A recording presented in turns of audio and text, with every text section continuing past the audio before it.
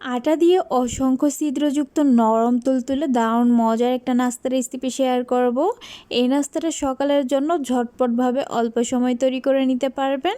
এটা ভর্তা, ভাজি, ডাল বা মাংস যেটার সাথে পরিবেশন করেন না কেন খেতে দারুণ লাগে।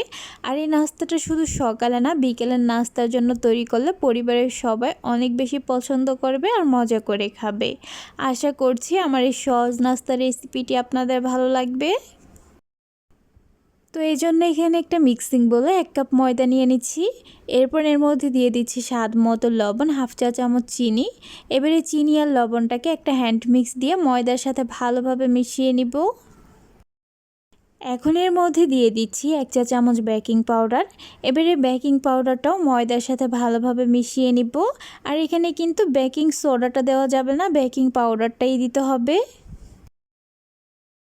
তো শুকনো উপকরণগুলো ভালোভাবে মিশিয়ে নেওয়া হয়ে গেলে এখন এর মধ্যে অল্প অল্প করে কিছু পরিমাণ পানি দিয়ে একটা ব্যাটার তৈরি করে নিব। আর এই ব্যাটারটা খুব বেশি পাতলা বা ঘন হবে না, মোটামুটি মিডিয়াম ঘনত্বে একটা ব্যাটার তৈরি করে নিতে হবে। ব্যাটারটা তৈরি করে নেওয়ার পর আমি এর ঘনত্বটা আপনাদের দেখিয়ে দিচ্ছি। আর এই ব্যাটারটাকে একটু ভালোভাবে মিশিয়ে নিতে হবে যাতে এর মধ্যে কোনো প্রকার লাম্পস না থাকে।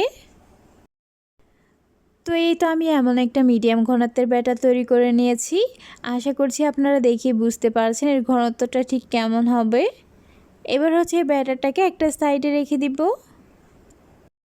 তারপর চুলায় একটা প্যান বসিয়ে দিয়েছি। এবারে প্যানের মধ্যে একটা টিস্যু পেপার দিয়ে সামান্য তেল লাগিয়ে নিচ্ছি। তেলটা লাগিয়ে নেওয়ার পর প্যানটা যখন গরম হয়ে গেছে এ পর্যায়ে প্যানের মধ্যে এমন একটা গোল চামচ দিয়ে চামচের অর্ধেক পরিমাণ করে ব্যাটার এর মধ্যে দিয়ে দিব। তারপর চুলার আঁচ মিডিয়ামে রেখে নাস্তাটার উপরে কালারটা চেঞ্জ না হয়ে আসা পর্যন্ত অপেক্ষা করব। আর এইখানে ব্যাটারটা তৈরি করার সময় বেকিং সোডাটা দেওয়ার কারণে কিন্তু দেখতেই পাচ্ছেন নাস্তাটা এমন ছিদ্র ছিদ্র হতে শুরু করেছে। আর এই ছিদ্র হওয়ার কারণে কিন্তু নাস্তাটা খেতে অনেক বেশি সফট হবে, মুখে দিলে মিলিয়ে যাবে। এই জন্য এখানে চেষ্টা করবেন অবশ্যই বেকিং সোডাটা দেওয়ার জন্য।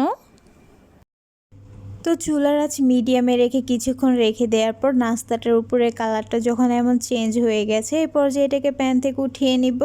আর একইভাবে বাকি নাস্তাগুলো আমি ভেজে নিয়েছি।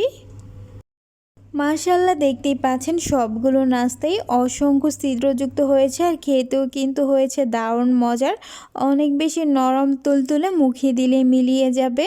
সকালের নাস্তা এটা তৈরি করে ভর্তা, ভাজি, ডাল বা মাংস যেটার সাথে পরিবেশন করেন না কেন নিমিষেই সবাই প্লেট খালি করে ফেলবে। আর শুধু এই নাস্তাটা সকালে না, বিকেলের নাস্তার জন্য তৈরি করলে পরিবারের সবাই অনেক বেশি পছন্দ করবে আর মজা করে খাবে। আশা করছি আমার এই সহজ রেসিপিটি আপনাদের ভালো লেগেছে। ভালো লাগলে পেজটা ফলো করার অনুরোধ রইল, তার সাথে আমার চ্যানেলটা সাবস্ক্রাইব করার। তাহলে আজ এ পর্যন্ত, আবার দেখা হবে নতুন কোন এক রেসিপিতে। সে পর্যন্ত সবাই অনেক বেশি ভালো থাকবেন, সুস্থ থাকবেন। আল্লাহ হাফেজ।